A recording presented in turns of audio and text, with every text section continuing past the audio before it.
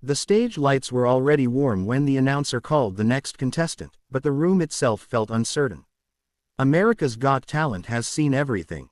Viral kids, trained vocalists, polished dancers, heartbreak stories that sometimes feel rehearsed. By this point in the season, even the judges know that surprises are rare. The audience clapped politely as a slim young man walked out from backstage, holding the microphone with both hands like it was heavier than it looked. His name was Miguel Santos. 23 years old, from Cebu, Philippines. He smiled nervously, the kind of smile that tries to hide shaking hands. Simon Cowell leaned back in his chair, arms crossed. Howie Mandel tilted his head, already curious. Sofia Vergara smiled warmly, encouraging him without saying a word. Heidi Klum nodded gently, as if telling him he belonged there.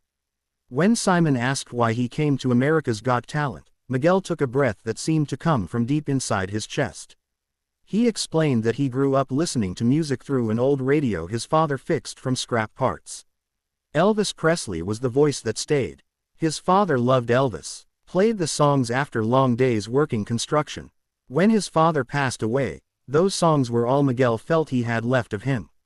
The room shifted, not dramatically, not yet, just enough for people to lean forward instead of sitting back. Simon asked the question he always asks. "What are you going to sing?"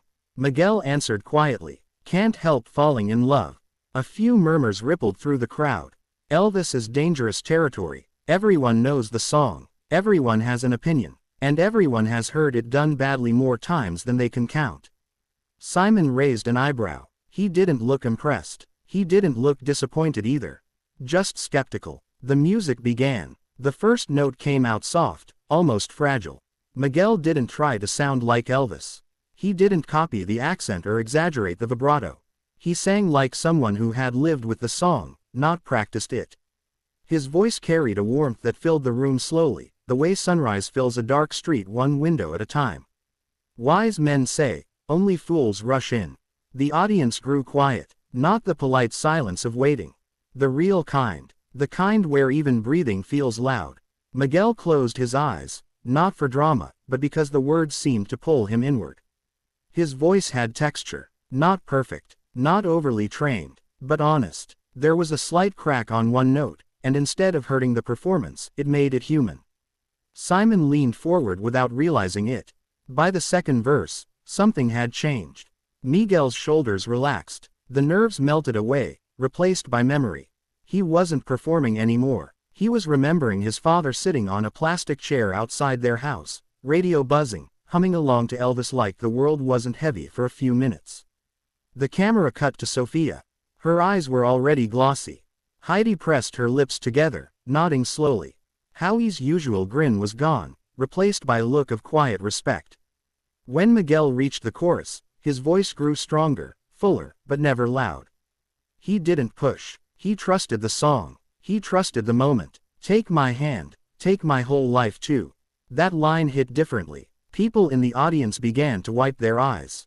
Couples held hands. One woman in the front row covered her mouth, shaking her head like she couldn't believe what she was hearing. Simon Cowell was staring at the stage, not judging, listening. As the final note faded, Miguel lowered the microphone slightly, eyes still closed. The room stayed silent for a split second longer than usual. Then the audience exploded. A standing ovation rose like a wave. People jumped to their feet, clapping, cheering, shouting. His name. Miguel opened his eyes, startled, overwhelmed. His hands shook again, this time from emotion instead of fear. Simon stood up. That alone caused another roar from the crowd. When the applause finally softened, Simon spoke first. He paused, searching for words, which was rare for him. "I've heard that song thousands of times," he said. "And I'll be honest, when you said Elvis, I rolled my eyes a little."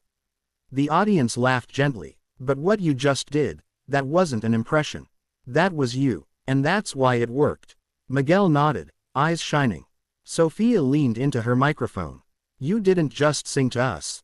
You made us feel something. I forgot where I was. I forgot this was a competition." Howie added, "There are singers who hit every note perfectly and still leave you cold. You're not that guy. You made the room stop." Heidi smiled softly. "Your voice has kindness in it. That's very rare. Miguel wiped his eyes with the back of his hand, embarrassed but grateful. Simon leaned forward again. I want to say something else. This show is about moments people remember. That was one of them. Then came the votes. 4 yeses. No hesitation. Miguel walked off stage shaking, tears falling freely now. Backstage, the hosts hugged him. Crew members clapped him on the back. Someone handed him water he forgot to drink. That performance didn't just air once. It spread. Clips flooded social media within hours. People commented from all over the world. Filipinos watching from overseas cried with pride. Elvis fans admitted they never expected to feel that way again about a song they thought they'd heard too many times. In the following weeks, Miguel returned to the stage again and again. Each performance carried the same quiet power. He never tried to outdo himself. He stayed grounded. Every time Simon spoke about him, there was a different tone. Respect. Genuine interest. During one live show, Simon even admitted something personal. He said the performance reminded him why music mattered in the first place. Not charts. Not trends. Connection. Miguel made it to the finals.